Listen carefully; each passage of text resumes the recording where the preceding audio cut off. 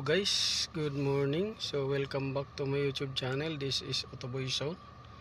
So located tayo dito guys sa Cantilan, Surigao del Sur, dito sa province ng Mindanao. So nasa barangay Tigabong tayo, sakop ng Cantilan. So ang issue natin i-share sa inyo guys, itong Nissan Almera. So check natin yung aircon nito. So tinanong ko yung customer, base sa customer ay nagpakarga na siya ng Freon without vacuum, without adding compressor oil.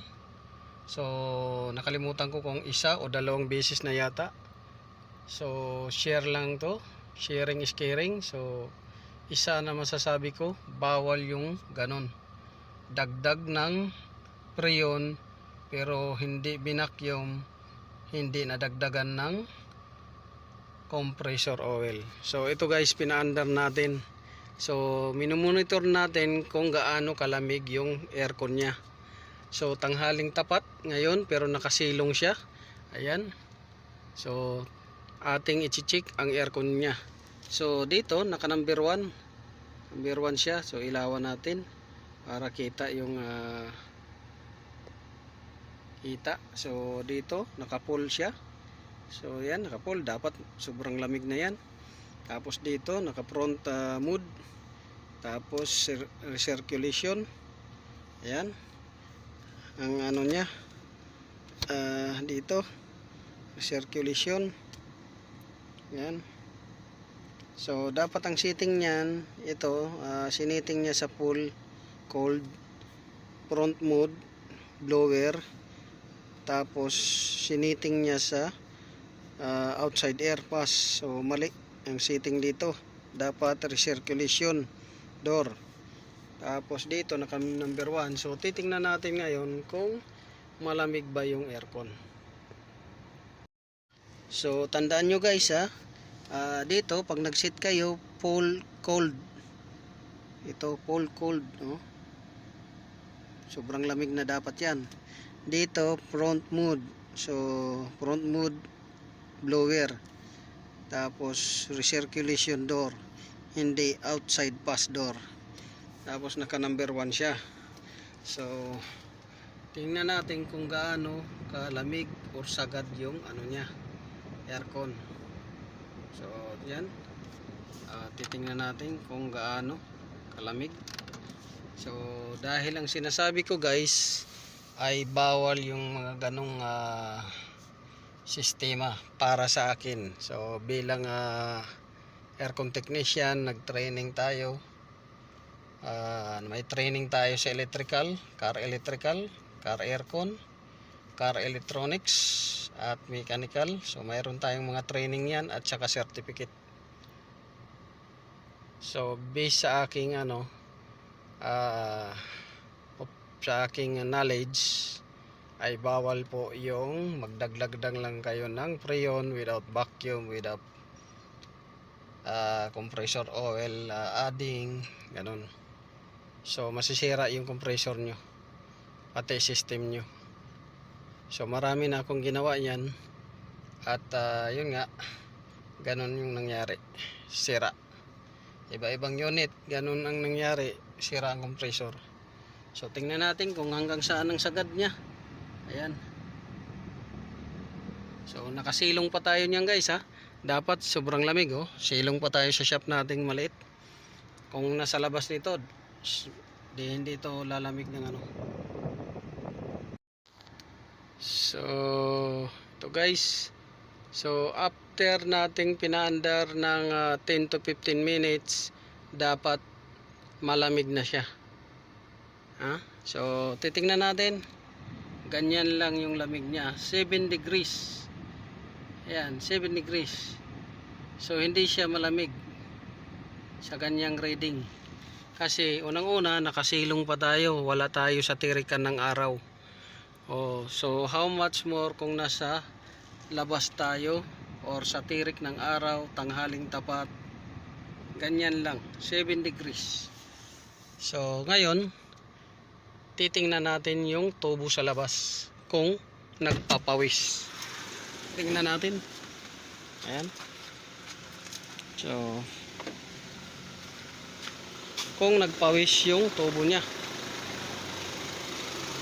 So, dito nagpawis konti. Hindi siya ganun. Nagpawis konti lang. Yan.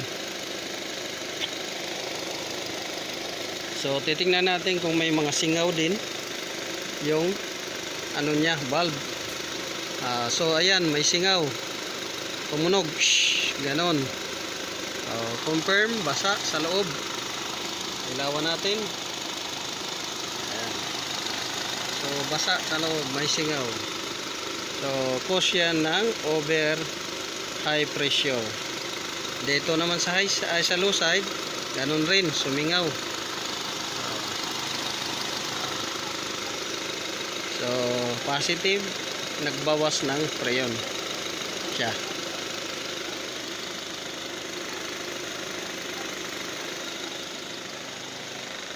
So, yan yung sinasabi ko guys na hindi lalamig yung ano nyo. Lalamig pag bagong karga. Pero pagka nagamit din na, ay hindi na siya lalamig. Hindi na siya lalamig. So, yan yung may share ko sa inyo na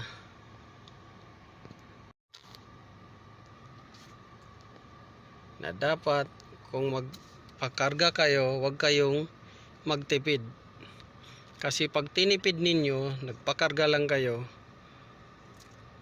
ng preyon, masisira yung compressor nyo. So, explain ko, ilang beses ko na to in-explain. So, for example, ito yung system ng preyon, itong manibela na to. Ngayon, kalahati nitong manibela na to, nagbawas ng preyon. So, ang kalahati, pure preyon, ang kalahati, hangin. So, dapat purely preyon lang to lahat. Dahil may hangin, ang hangin may composition na air, water, salt, rust. Yan, at saka oil minsan.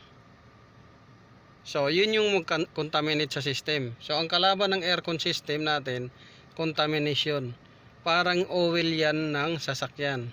Lagyan nyo ng konting tubig, may epekto sa makina ang oil na may tubig. Or lagyan nyo ng diesel, may epekto sa makina. Contaminated na yung oil nyo ng diesel. So, yan yung simple explanation. At masisira yung compressor nyo, pressure switch valve nyo, tapos expansion valve nyo, masisira. Dahil doon sa compressor oil na yun, na contaminated.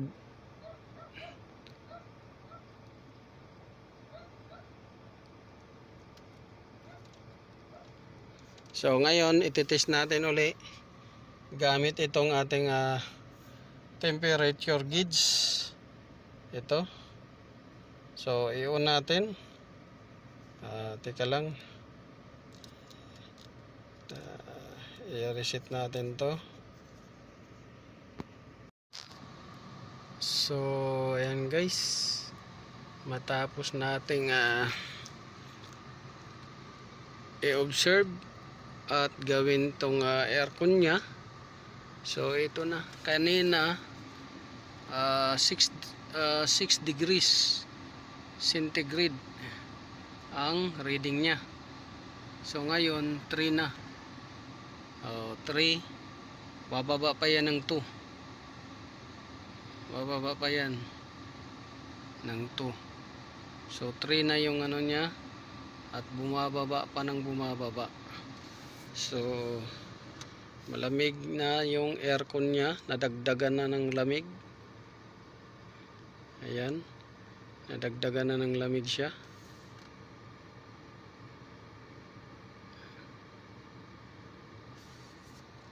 So kanina 6 degrees So 6 degrees. Nung ginawa natin aircon, naging 2 degrees at bumababa pa siya ng husto. So baka ang sagad niya is 1 degrees. Kasi pag bagong labas yung mga unit, kadalasan niyan guys, negative 5 degrees, negative 5 degrees, negative 2 degrees ang lamig niya. So dito 2 at bumababa pa, unti-unti pang bumababa. So yun lang, this is Autoboyson. Maraming salamat. Naway nakakuha kayo ng tips. Bawal magpakarga ng preyon ng walang vacuum at walang compressor add oil. Yun lang. Maraming salamat. God bless you all.